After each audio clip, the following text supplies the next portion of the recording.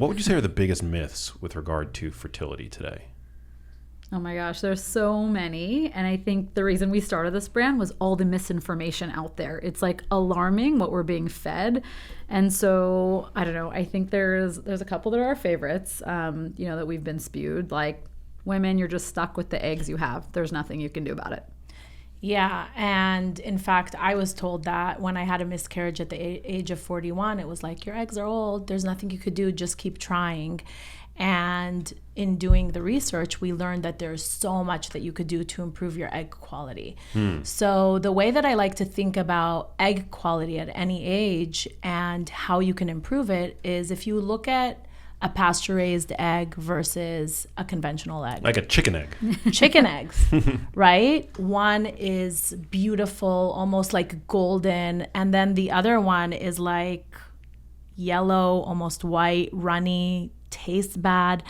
And it just goes to show you that diet lifestyle can really improve egg quality, and those two things are completely different. So Wow. Never thought about it that way, but you're so right. yeah. So I think one big myth is you're born with the eggs that you're born with, and that's it. That's the hand. That was the card you were dealt. But we know from what happens with egg quality is that the 100 days before you ovulate is the most important time in improving egg quality. A lot of people think just because you're 40 and you want to have a baby, that egg had 40 years of essentially getting old.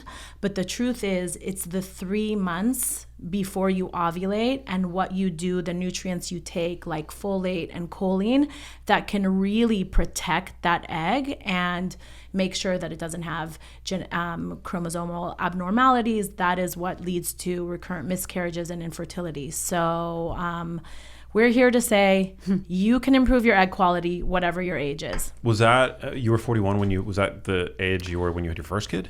No, I was 38 with my first, 42 with my second, and I got pregnant at 40 and had a miscarriage at 41. But after doing all of the researching and doing all the things, and we can talk about what all the things are for me and my husband, I got pregnant after 3 months naturally, 3 months after the miscarriage naturally. Wow. So what would you say are the most high leverage variables that a woman can modulate to get to achieve better egg quality?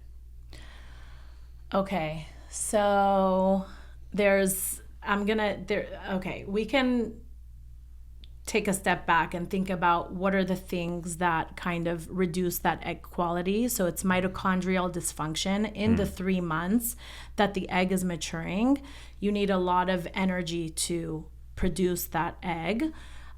So incorporating mitochondrial boosting, whether it's foods or activities into your lifestyle.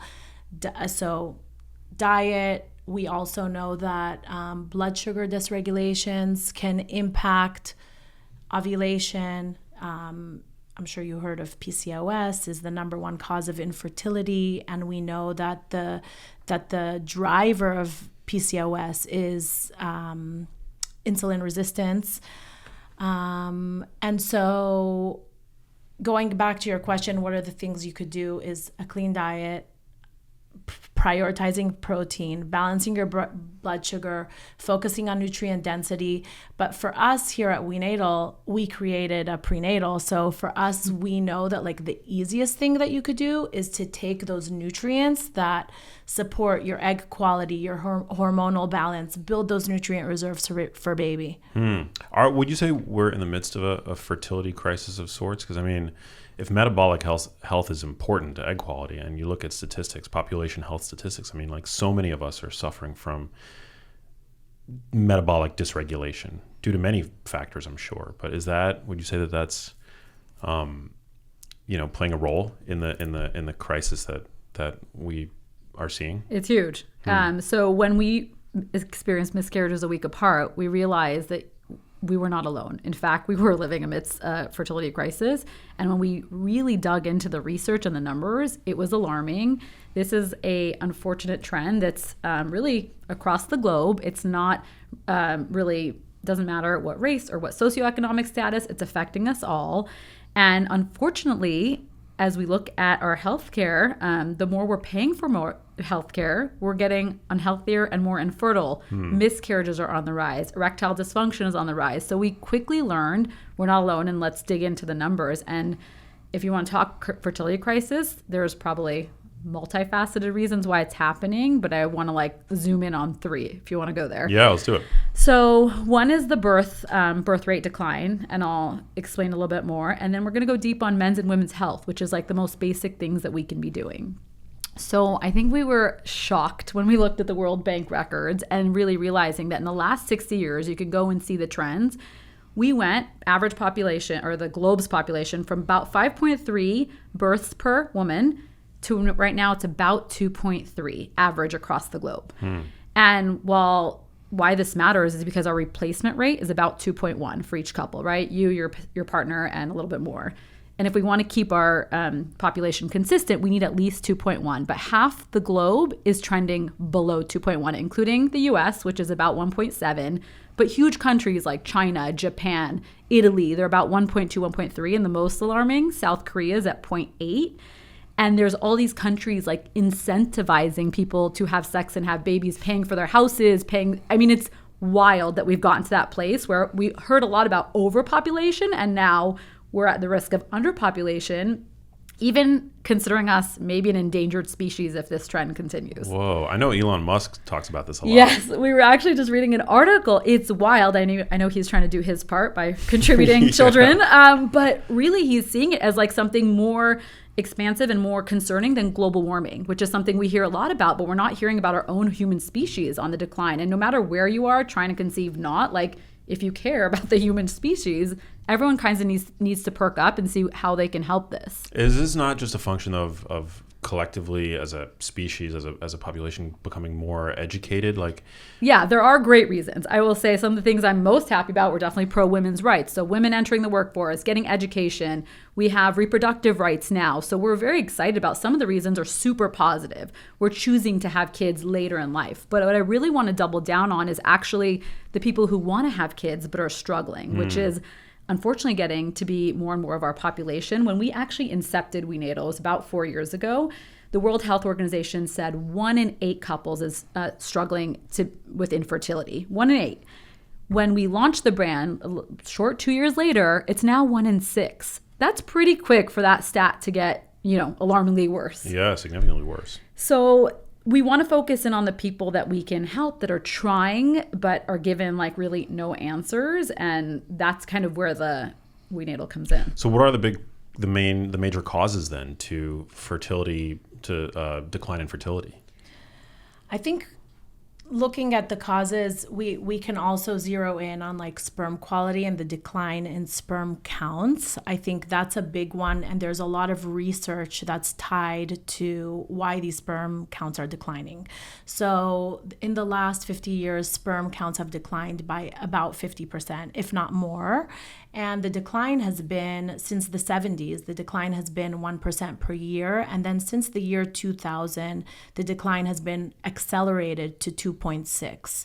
So there's a lot of research done by Dr. Shauna Swan tying this sperm count decline to phthalates, endocrine disrupting chemicals, BPA. We know you don't touch receipts. We don't touch receipts either. Yeah, that's a big one. Why not for people that are unaware? Receipts have high amount of BPA, and it's highly transferable to your skin, which obviously is the biggest organ. So it goes into your body. And she's done a ton of research. So if anybody wants to kind of geek out on the science and the research behind it, they can look up Shauna Swan. She did an amazing interview with Joe Rogan. Amazing interview. And she talks about how what we're seeing in human beings, we're also seeing in animals, we're seeing in dogs. So our man's best friend, vets do a ton of research on sperm for breeding purposes, and we see that their trend is paralleling men's sperm decline. And then on the women's side, we have 1 in 4 women are experiencing miscarriage, and that's kind of, some would say there's even like a higher number, except a lot of people are experiencing early miscarriage, so they don't really even know that they were pregnant. And there's a 1% increase in miscarriage rate per year. And in fact, when you zoom out and you look at everything that's happening with sperm quality and egg health overall, because both of infertility and miscarriage and pregnancy health is tied to both egg and sperm health, you could see a trend that's called the 1% effect, which is erectile dysfunction is on the rise 1% per year. Sperm counts are declining at about 1% per year. Miscarriages are going up 1% a year. Testicular cancer going up 1% a year. And so there's definitely something systematic going on here. I do think that there's something, from a social perspective, of course, we're having kids later in life. It's expensive to have kids. We're choosing to have less kids, but also there's something going on that parallels what's going on in the overall health industry. Yeah, I mean, allegedly, we all have microplastics in our testicles. Yeah, 100% of men, right? 100% of men. I mean, I didn't read the crazy. study, but I saw the headline, Yeah. and that was terrifying. There's microplastics. They've been able to observe microplastics in semen. Yeah. That's everywhere. Crazy. Yeah, So and what it do we goes do? back to there's things, we're living the most toxic environment we probably ever have, but it's not about fear. We created this brand of optimism because there's stuff you can't control, which might be the toxic soup we're living in and the air we breathe, but there's a lot within your control. And that's what we're here to educate on. Yeah, it is crazy. Whether it's the food environment or the exposure to volatile organic compounds in our own homes.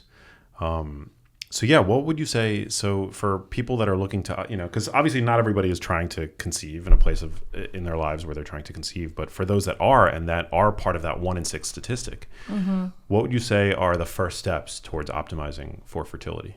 Yeah, I think I want to say that even if you're not trying to have kids now, if you want to have kids at any point in your life, you should be focusing on improving your fertility, because also fertility is a barometer of health.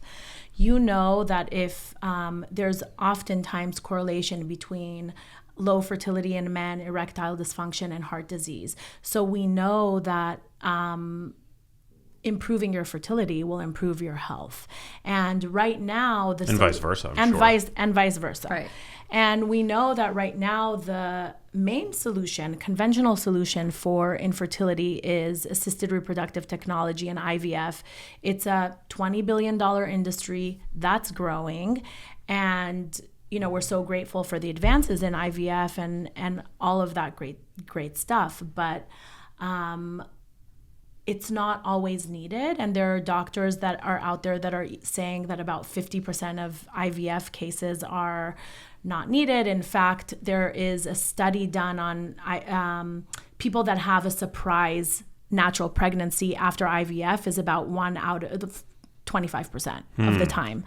And then just in thinking about IVF and men's health, Dr. Paul Torek is a reproductive endocrinologist here in LA. He says that in his opinion, IVF is the worst thing that has ever happened to men's health, because you have this data on your sperm that is giving you a signal that something is off. So let's go and explore what's off and fix the problem instead of just focusing on the Band-Aid, taking the sperm, connecting it with the egg, and you're done. So we're here to say that there is so much that you could do to improve your fertility naturally. It's never too early to start.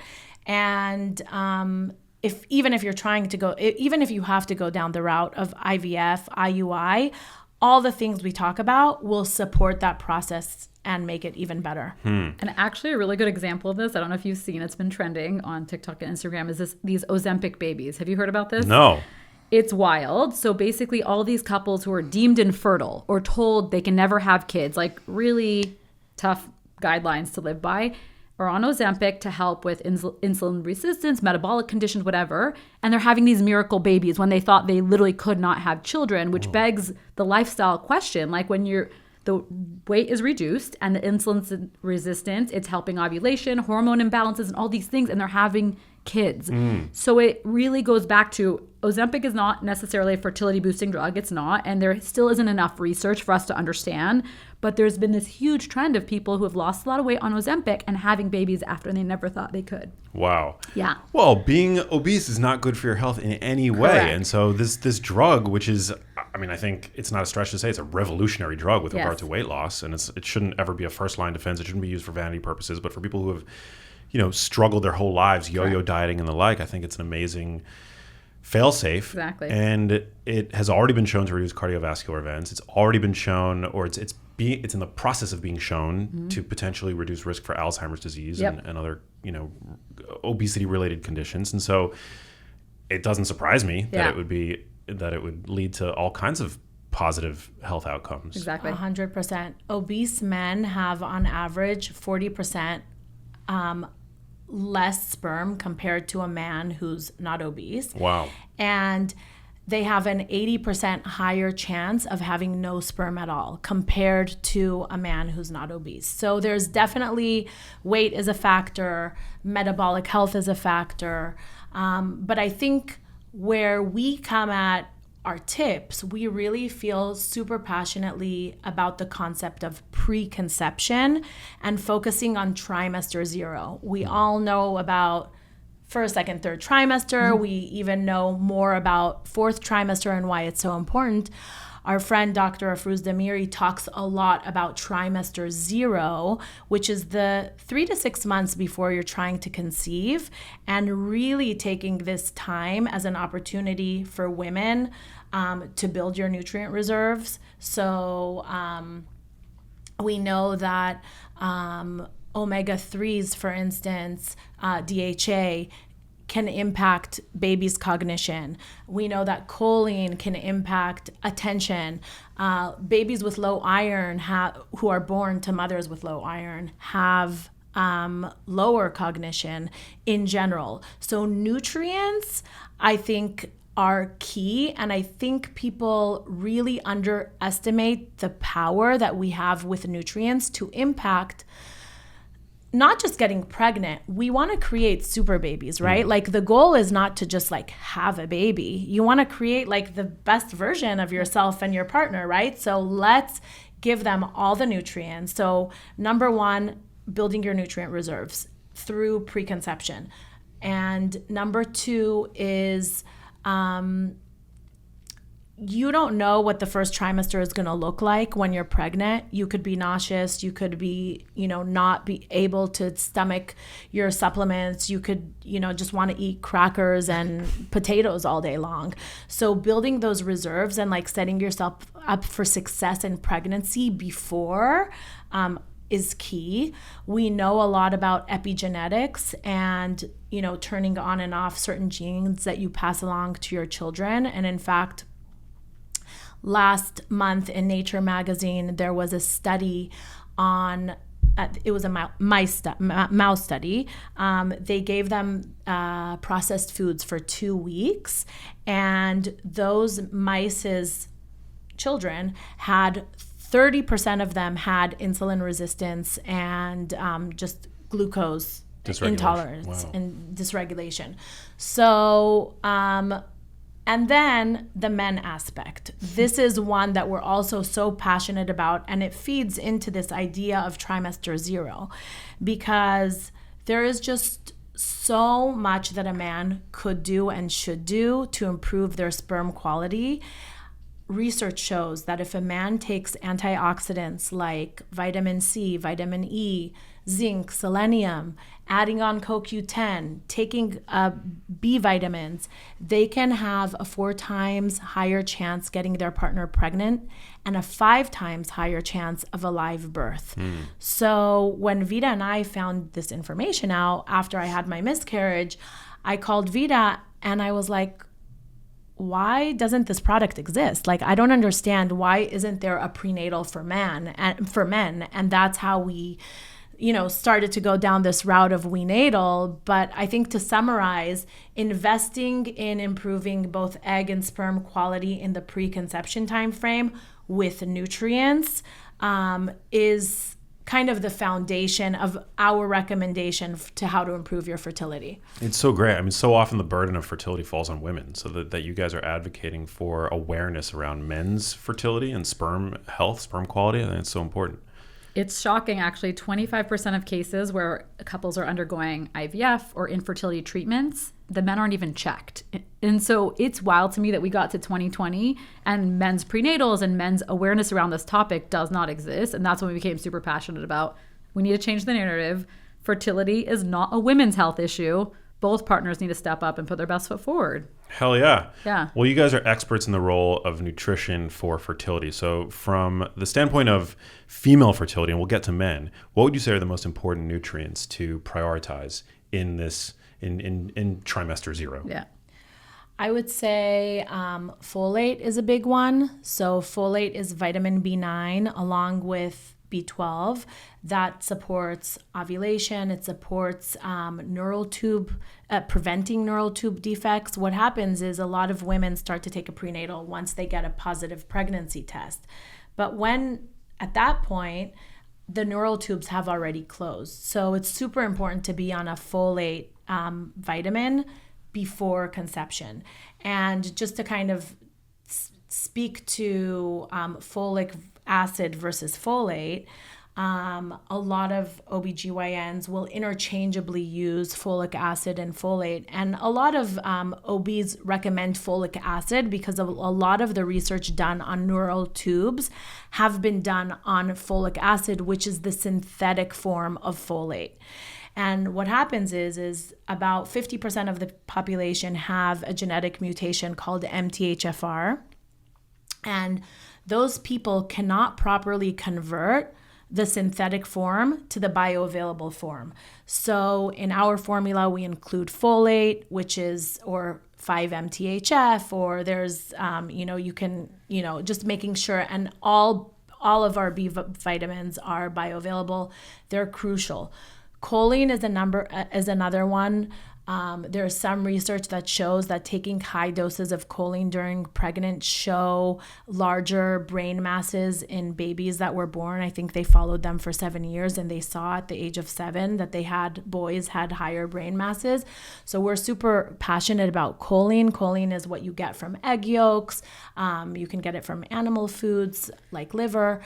And but the standard woman is only getting about 200, 250, 275 in her diet. And so we have 400. We have 400 in our formula. Wow. Because the recommended dose for pregnancy is 450 and the recommended dose for lactation is 550. And so we are like, well, most people are not even reaching the recommended dose. So just to take a step back, when Vida and I decided to get into even like the women's prenatal space, we realized that there was such a huge gap with what was on the market. There's so many prenatals out there, thousands. I don't even know, like half my competition.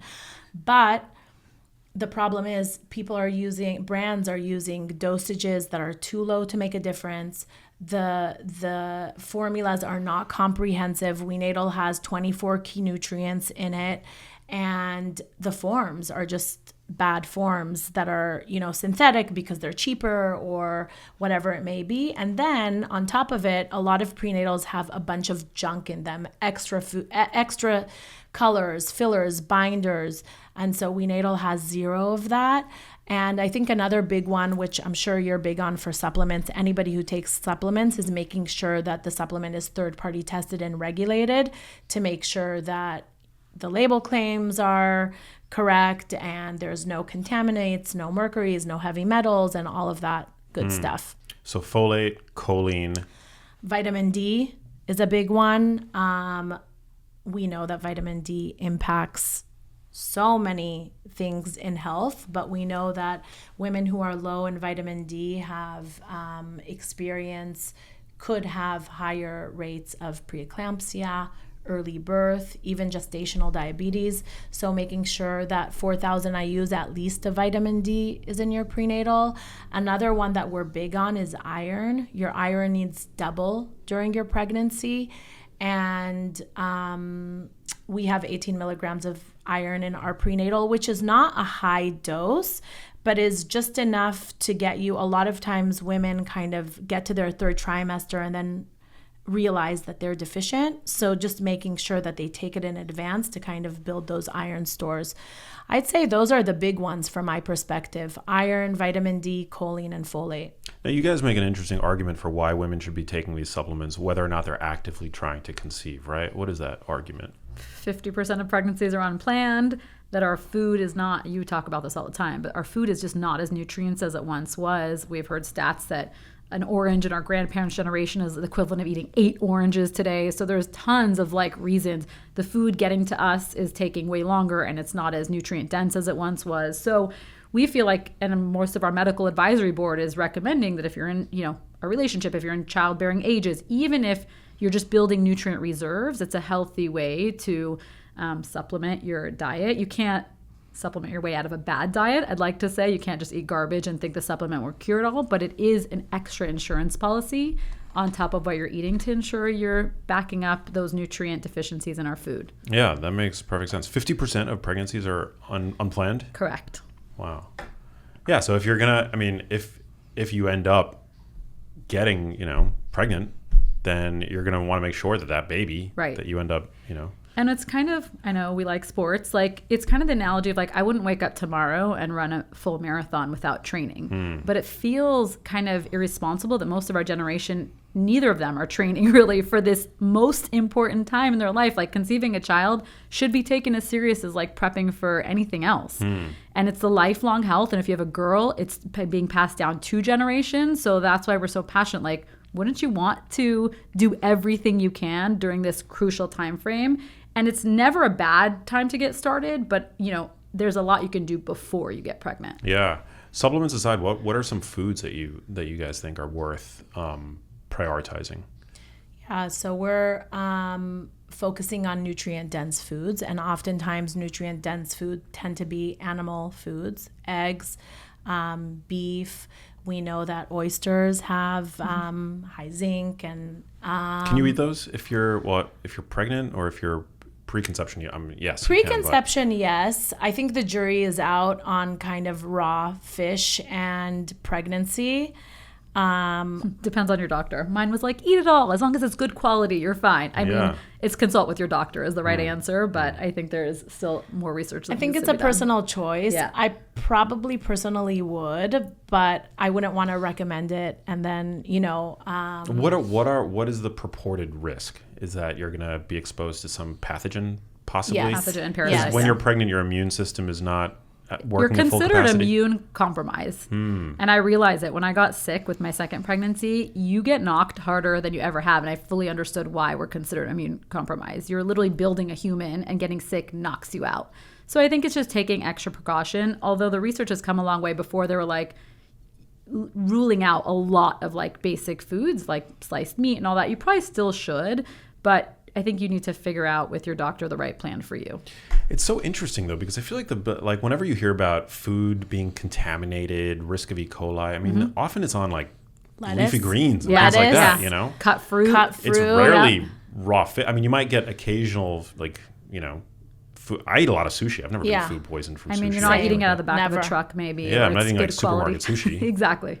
I think that's just it. Quality. In general, it's can you move to a cleaner diet? Can you move to organic products, good quality meats?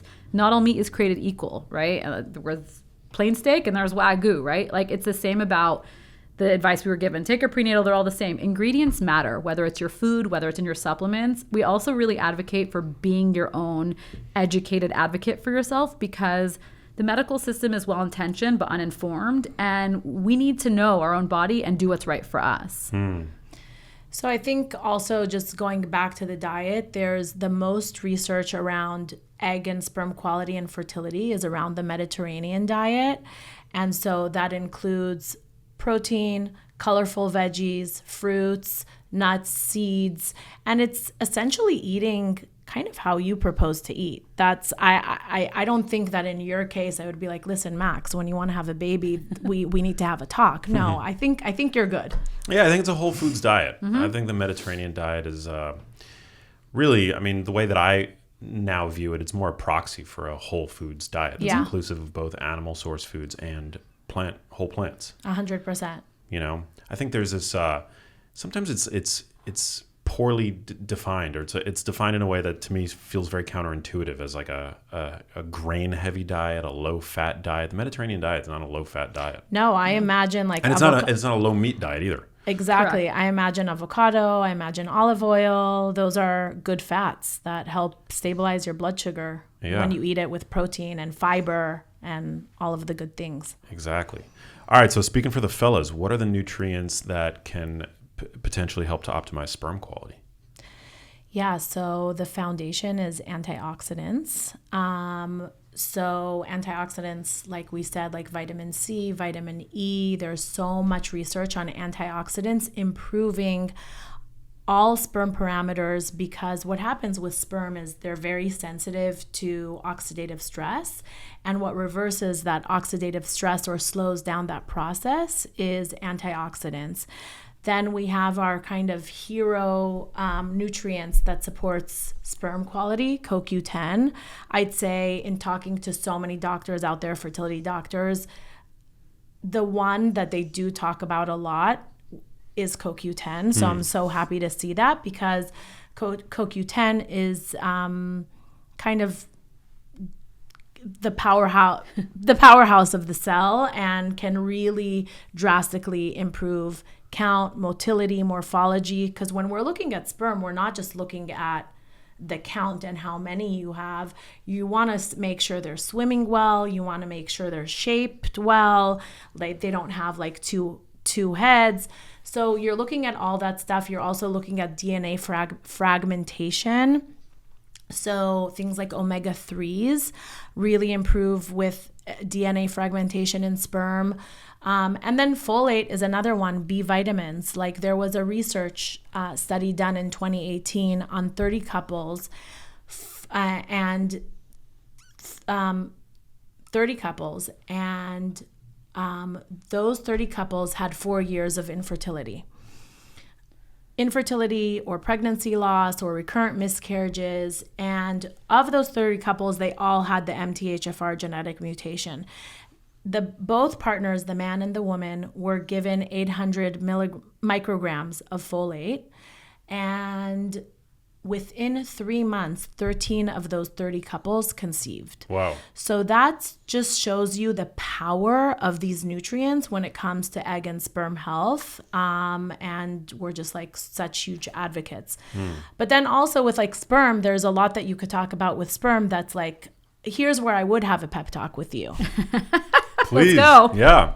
A lot of healthy habits for men are not necessarily healthy for sperm. For instance, saunas, heat. Sperm don't like heat. And there's a reason why they're outside of our body. The testicles are outside of our body.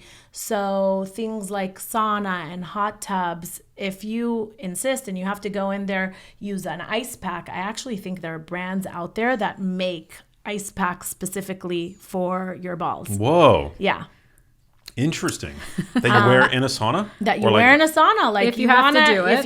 If you're addicted to sauna and you want to have, there are so many health benefits to sauna, but for your sperm down there. Yeah, for your balls, not ideal. Not ideal. Even like boxer briefs or briefs in general, not ideal, right? Yeah, like any type of heat, cell phone in the pocket, your computer on your lap, seat warmers. Should men that are trying to conceive be free balling it? I don't know about free balling it, but I would just pay attention to like making sure things are like a little loose. Like if you're sitting all day and things are kind of like, you know, tight over there, loosen it up. I've always heard you don't want to like put your laptop on your lap. Correct. Yeah. That's very true. Because the heat from the laptop. Yep. Not good. Not good. No. And they're Wow. very sensitive to every little. So heat, be mindful of temperature. Yeah. Are there any ways to test sperm quality, like in particular home-based tests? So many. many. Really? So many. There's so many companies out there. I want to test the health of my swimmers. Oh, it's the best. And But I've now never it's done so it. easy. There's all these companies bringing it to your house. It's private. Legacy is one we've partnered with in the past, but there's so many. Wow. Daddy, Legacy, there's a ton. And actually, before launching WeNatal, we wanted to do this beta test. We're all about the science. Again, this was not like a randomized control study. This was like us sending sperm kits to our friends. And then we gave them WeNatal for him for 3 months. And then we retested their sperm.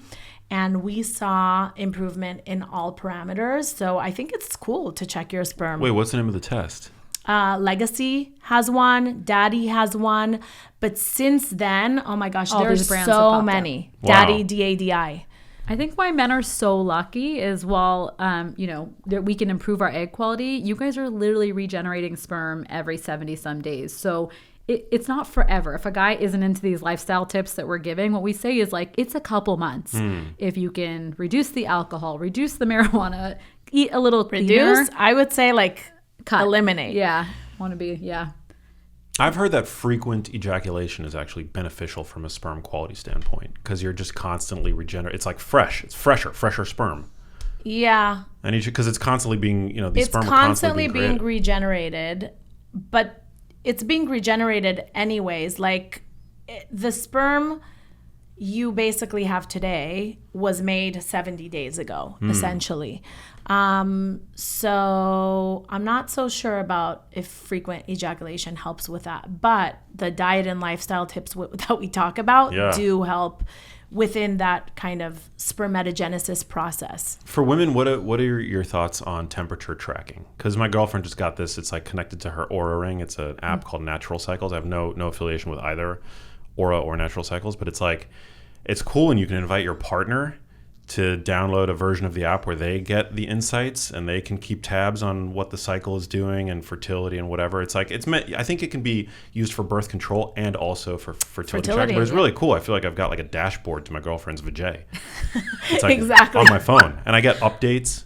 That's amazing. We were comparing. I more, love that it syncs with your phone. It syncs with cool. my phone, and I get updates that not even she's getting. It's like, this is the perfect time of month to check your girlfriend's boobs for, my gosh. like lumps or something, and Well, it's and she was also like, I didn't great. even It's great get that you could notification. be in tune with her cycle and know what stage she's in, and know like, okay, maybe she's going to be a little bit sensitive now, or maybe we should go for a high intensity workout, or just not. because we know that the different phases, obviously women are so different depending on the stage they are in their cycle. But I think it's amazing. I think there's just more and more of these wearables and trackers that women can use. It's essentially a digital version of the fertility awareness method. I think it's great. So interesting. And how does it work? Like temperature changes over the course of the month for women on average? Yeah. Correct. Wow. Exactly. And then, it connects with your Oura Ring, gets the temperature that way. There's also a thermometer that comes with it. I think it's great. And you don't need an Oura Ring. You could just do it, I guess, with like a thermometer. Yeah. Yeah. Well, if you want it to sync with your Oura Ring, if you're like, sleep is another one that we didn't really talk about, but if you're like tracking your sleep and you want to house it all in one place, you can link it to your Oura, but you don't need your Oura Ring for that. Interesting. Is it true that there's only like 6 or so days out of the month where a woman could get pregnant? There's just like growing up as a guy, you're kind of taught that it's just like any time of month, pretty much. Anytime. No, It feels when that you're way, but it's not. when you're then when the time comes and you're trying to conceive, you're like, oh shit, like It's harder than we it's thought. hard to get pregnant. And yes, sperm can live for about 5 days in the woman's body, and then there's the one day that the woman is ovulating, and that is for around 24 hours. And so, there's a very short window of time. So I think it's amazing that your girlfriend is using Natural Cycles, because there's also learning your cycle. We didn't really talk about that, but understanding your cycle, understanding when you ovulate, when you don't ovulate, making sure that your cycle is regular. All of these things are such great things to do way before you're trying to conceive. Yeah, and I feel like women don't really get that kind of education. No. At least not in school. maybe from Definitely not. parents, I feel like mothers. it's like avoiding pregnancy your whole adult life. And then when you're actually trying, there's so much misinformation. And then it becomes this like understanding your body. But if you're doing it proactively ahead of time, you're in tune with like your cycle and getting everything. And I think the best advice we got is to not treat all the aspects of fertility separately. It's overall health, mind, body, everything needs to kind of be syncing up well before you're actually like on the time clock. It's like, oh, okay, I have to ovulate, I have to get pregnant. I'm 35, I'm geriatric pregnancy, like whatever these horrible terms are that they put in our head. It's about being overall healthy. And when the time comes, you feel good because you really have set your foundation up. What is the relationship between age and fertility For men or women? for women and men?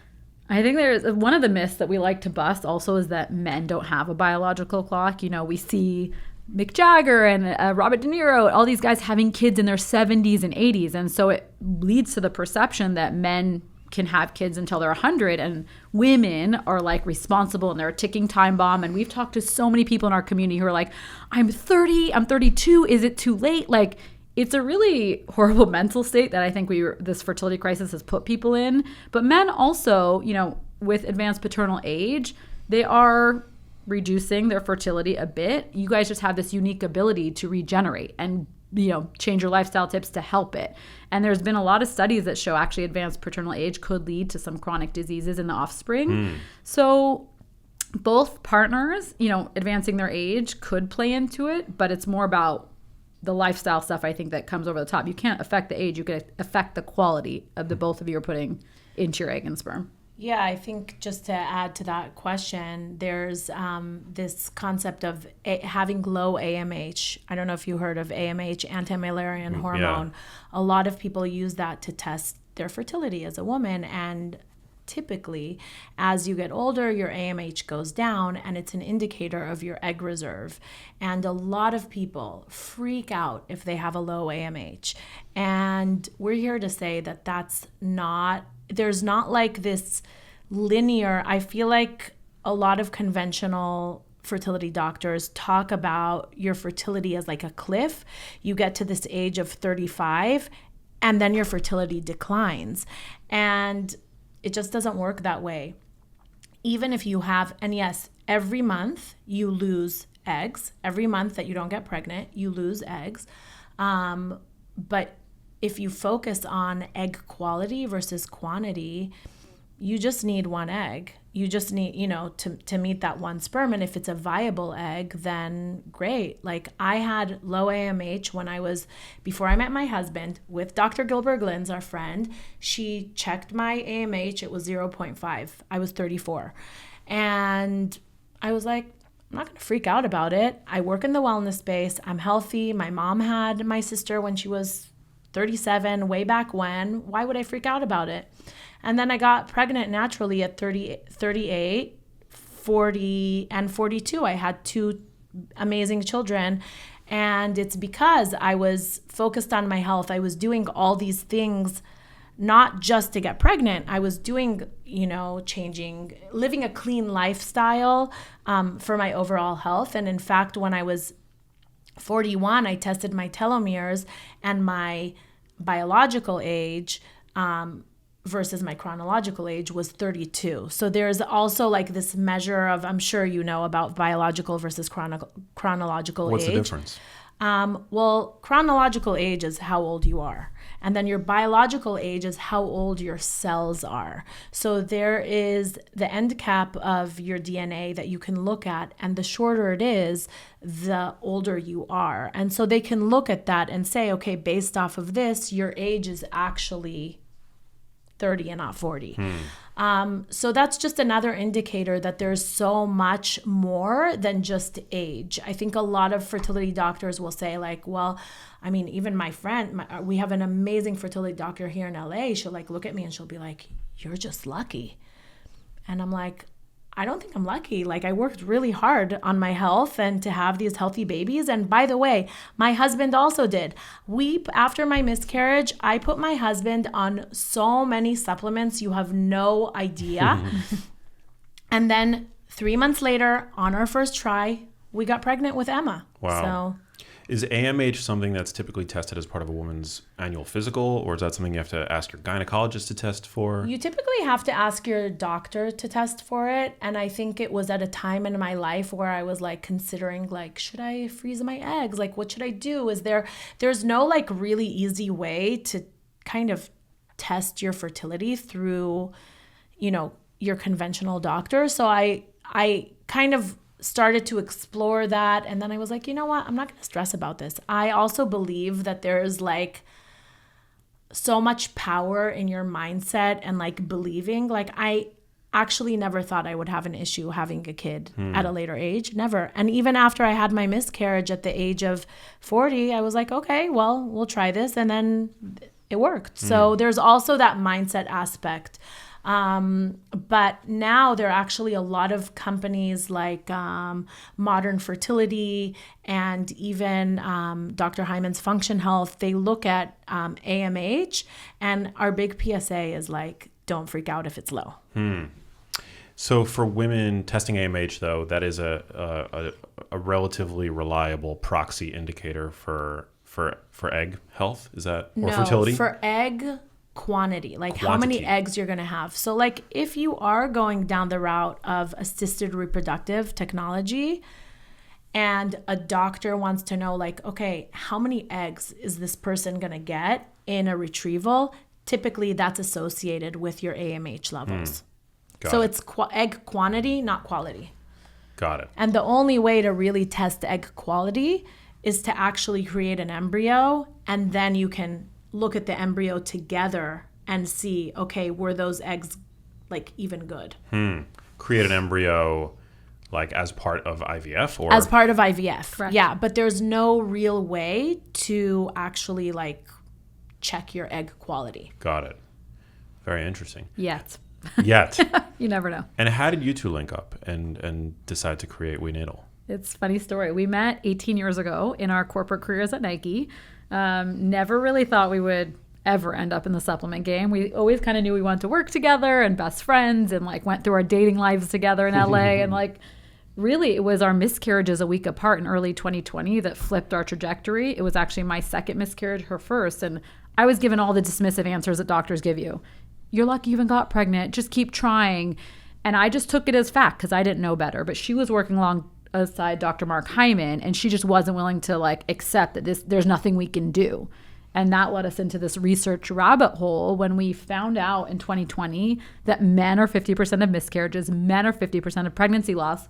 We're like, how is nobody talking about this? How is society saying we're trying to get pregnant? We're in this together, but there was like little to no we in the process that we found. And so when we realized we're not alone, there's a fertility crisis, we're like, we have to do something about this. And that's kind of, we never looked back. We just... Yeah.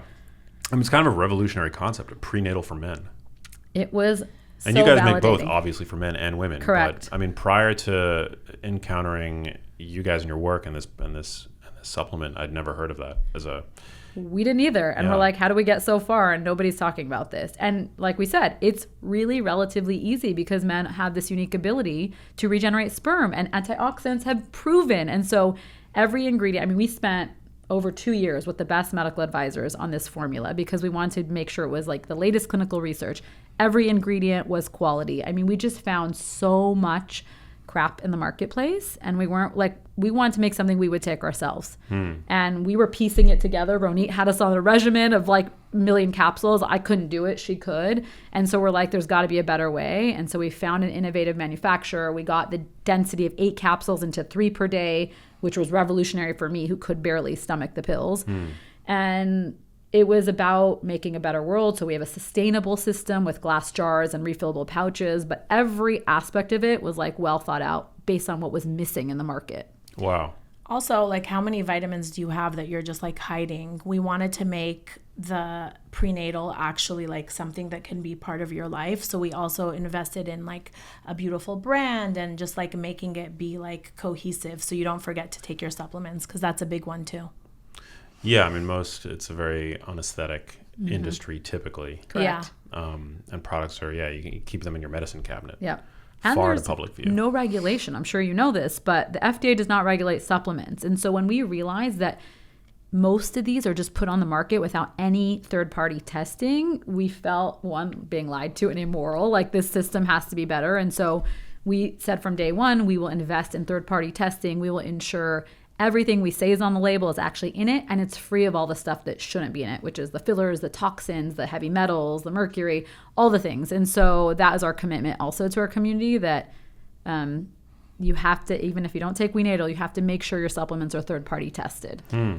Yeah, and I think like also where we came to this brand was that we felt so fortunate that we were surrounded by so many smart people. I was working with Dr. Hyman. All of my friends are these like functional medicine geeks and nutritionists, and we had access to all this information and like what nutrients. It's so overwhelming. It's so confusing. We wanted to make it easy for people, and that's really like why we got into it. We wanted to create a product that people could trust, that they could know like, okay, they did the research. And by the way, 6 months after we launched WeNatal, we reformulated because a new study, a meta-analysis came out from University of Arizona that looked at 200 studies, and we adjusted some of our dosages based off of that study. And that's our commitment to the consumer. As new research will come out, and I'm sure more research will, because we don't even know, like, we barely know anything about the nutrients and fertility. It's growing every single day. We'll continue to adjust our formula as needed. Yeah, I super appreciate that. Well, you guys have been on the market now for a couple of years. Any success stories that you can share? Oh my gosh. I think that's my most favorite part of like making this brand. We get testimonials, Max. Some of them are tearjerkers. Some people have shared that after 12 to 14 rounds of IVF, they've successfully conceived, finding functional medicine, finding WeNatal. Some people tell us their husbands did nothing different except take WeNatal, and the proof is in the labs. They wrote in and said his sperm changed so dramatically after 3 months. So I think the best is getting the baby announcements, and that some people share with us that they're pregnant before their partner. So truly building community and like a trusted space where they feel like they can come to us with anything has been the best part. And I think for me, it's when we hear from the men, because honestly, when we launched WeNatal, we weren't sure, like, is this going to be a product that women just buy for their partners? But when we hear from the men and they reach out to us, and all of our customers get a free nutrition consult, because we truly believe that food is medicine and it's like the foundation of everything. And we have men joining these nutrition consults by themselves, not with their partner. It's like amazing to see this kind of shift since when we launched WeNatal. We're really seeing men being so involved, and we always say that these men are going to be like the best dads because they're so invested from day one. And I think like a lot of men want to contribute. They just don't know what to do. So with WeNatal, it gives them an easy tool. And I think like one of my favorite testimonials was when someone emailed us and was like, hey, so I don't know if this is a side effect of WeNatal for him, and you know, my wife is a little annoyed by it, but like I'm really horny all the time. And we're like, great, it's working, like you're feeling better, like you should be horny. Like that is also a barometer of health and hormonal balance. And so I wonder, does it contain zinc, your male formula? It contains zinc, yeah. Because I mean, that can potentially, especially if you're low in zinc, like boost testosterone levels, I believe. Yeah, and we hear a lot that like people feel a lot of like focus and mental clarity, and a lot of men just continue to take it as a multivitamin after their partner conceives. Wow, that's so cool. What's next for you guys? Any like new product ideas on the horizon? Yeah, so we actually have a product coming out in September called Egg Quality Plus, and it's an additional nutrient that you could take on top of the prenatal to really support egg quality if you're a little older, if you're freezing your eggs. So those nutrients for women are CoQ10, NAC, alpha-lipoic acid, L-carnitine, and a couple others. But we're very excited about that one. When should somebody consider freezing their eggs? Well, I think it depends on where someone is at in their life. A lot of fertility doctors recommend freezing your eggs. The sweet spot, they say, is age 32. But I don't think that it's ever too late based off of the conversation that we had today. Like you can work on improving your egg quality. And if you're single at the age of 40, freeze your eggs. Yeah. Interesting. Freezing sperm. Any thoughts on that? Freezing sperm, I'd say if your partner, if you know you're going down the route of IVF and your partner is having a really hard time doing the diet and lifestyle thing. So that means not drinking, not smoking, eliminating marijuana, exercising, eating clean. Like he doesn't want to do it. He just wants to do it for like 3 months and improve his sperm parameters. Great. That is a good candidate, in my opinion, for someone to freeze their sperm. But if you're living a healthy lifestyle, I don't see a reason to freeze sperm. Yeah.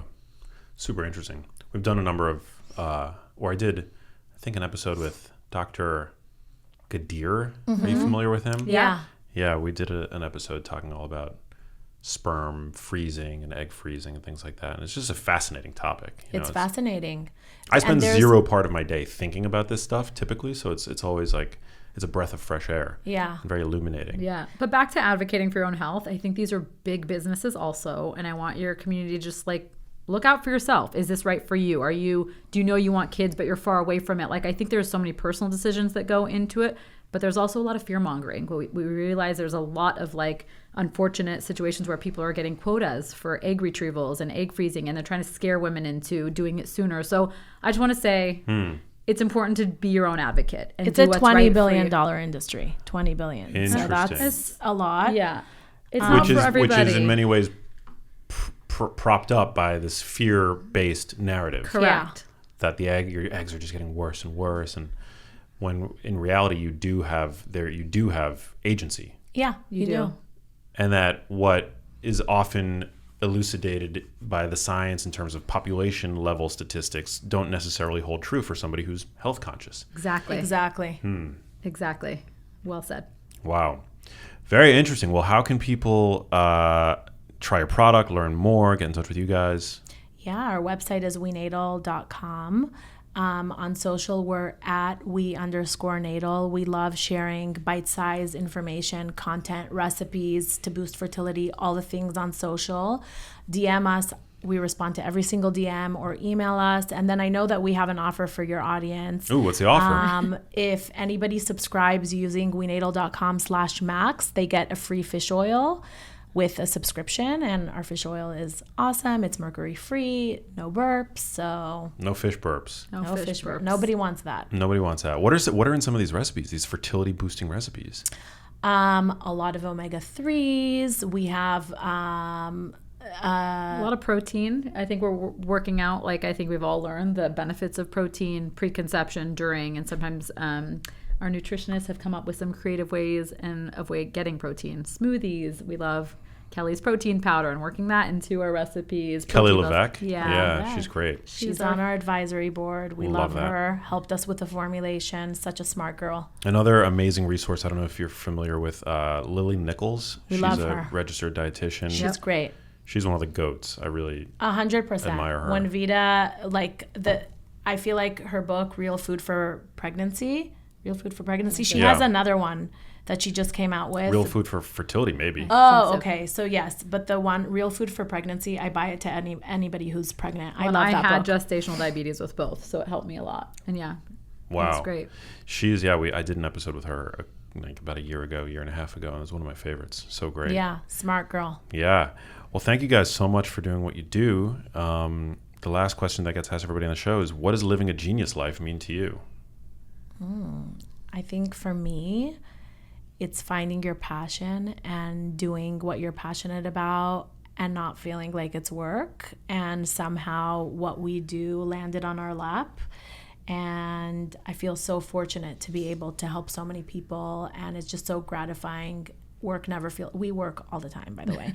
Weekends, and our kids are best friends. So like, we're always having play dates and working, but it doesn't feel like work. It's so awesome. So for me, a genius life is like finding your purpose and your passion. I love that. as best friends, she constantly takes mine. But I think it's really that, like, if we can help one person, if we can make the road behind us better for anyone who struggled, or anything we can do to make people's journey easier, I feel like that's my genius. Like, anything that we've learned to share and be generous with information and making it more optimistic. I think there's so much stress around this world. So for me, it's like leaving people better than we found it and bringing some light to sometimes very tough situations. Love that. Truer words never spoken. Well, thank you guys so much for coming in. Thank you for having us. Thank you for that super generous offer for my listeners. Remind them again where they can WeNatal.com/Max for the free fish oil. When you subscribe to any prenatal, his, her, or together, you get a free fish oil. Hell yeah. Love that. Love those preformed omega-3 fatty acids. Thank you guys for doing what you do. Thank you, Max. Hey, if you liked that video, you need to check out this one here, and I'll see you there.